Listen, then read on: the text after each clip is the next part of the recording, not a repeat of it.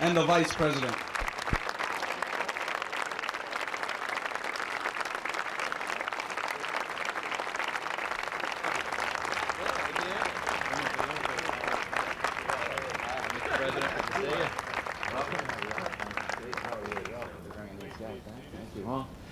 Well, thank you all very much.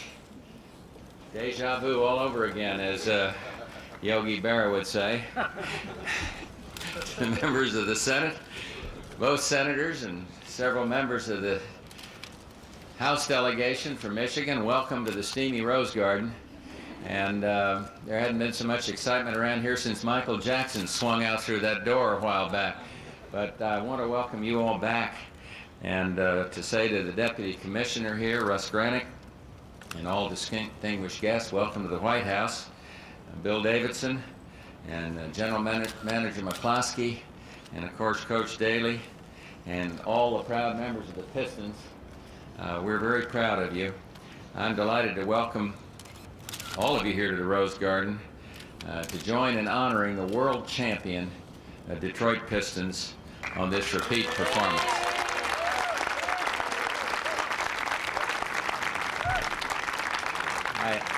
I know that one serious note that it is a bittersweet victory for one member of the Pistons team. I should say the Pistons family, and I'm talking about Joe Dumars.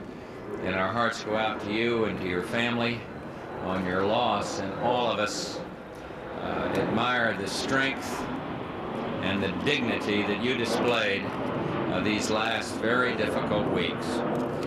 You know, today is a proud day for the Pistons. It's one for the record books.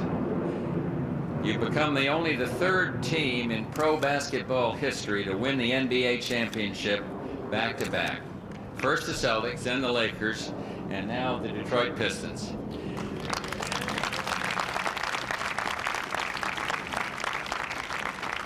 And each great team has a trademark style, the Pistons being no exception. Style starts with Chuck Daly, voted Coach of the Year by Gentleman's Quarterly. Who knows it's not just how you play, it's how you look. How he made it, some of us don't know. But anyway, in Detroit,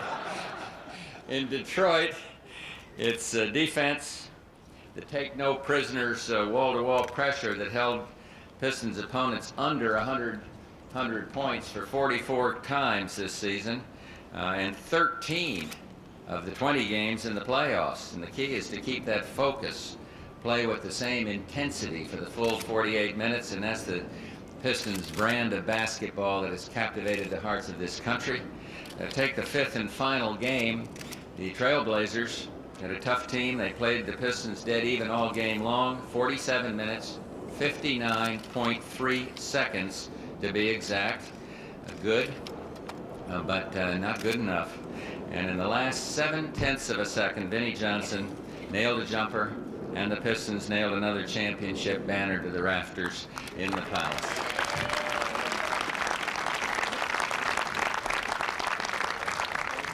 And on a team with this tremendous talent, it's no surprise to find some of pro basketball's very best. I should start, I guess, with everybody's MVP, Isaiah Thomas, the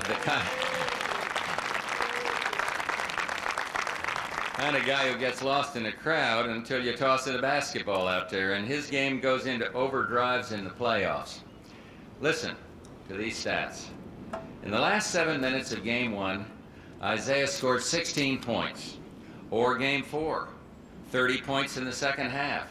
And of course, the final last Thursday night, Isaiah led the way with a team-high 29 points. That concludes today's reading from Isaiah. And but Detroit got championship-level play all season long, from every member of the team. Instant offense from Mark Aguirre, Joe Dumars. Aggressive, see their families are here. Aggressive defense from John Sally, and the NBA's number 1 defensive player, Dennis Rodman. And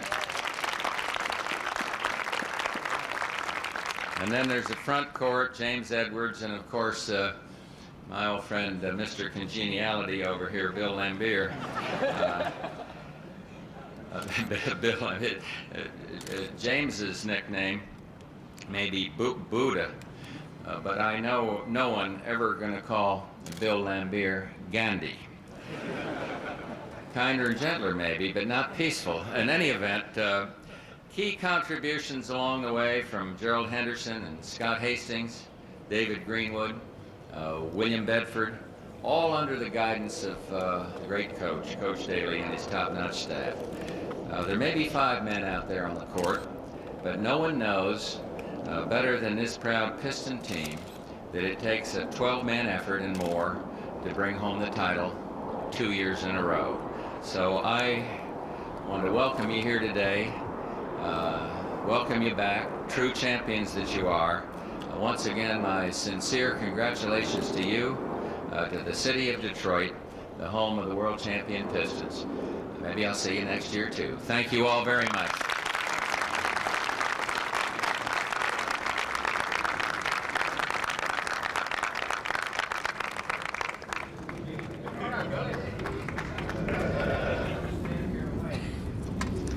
As I said in Portuguese, we're back.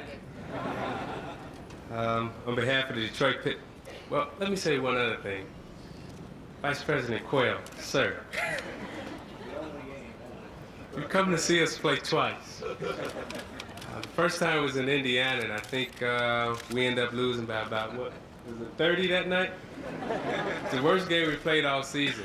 So we're happy and everything that he's going to come and watch us play again in Detroit. So he comes to a final game, and that's the only game that we lose in the finals. We lose in overtime. Thanks for all your support. Now, on behalf of the Detroit Pistons, our teammates, the whole organization, we again would like to present President Bush with a Piston jersey.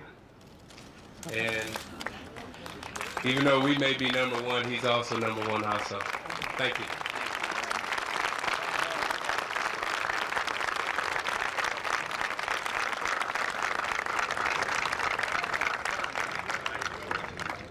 And you improved 29 points.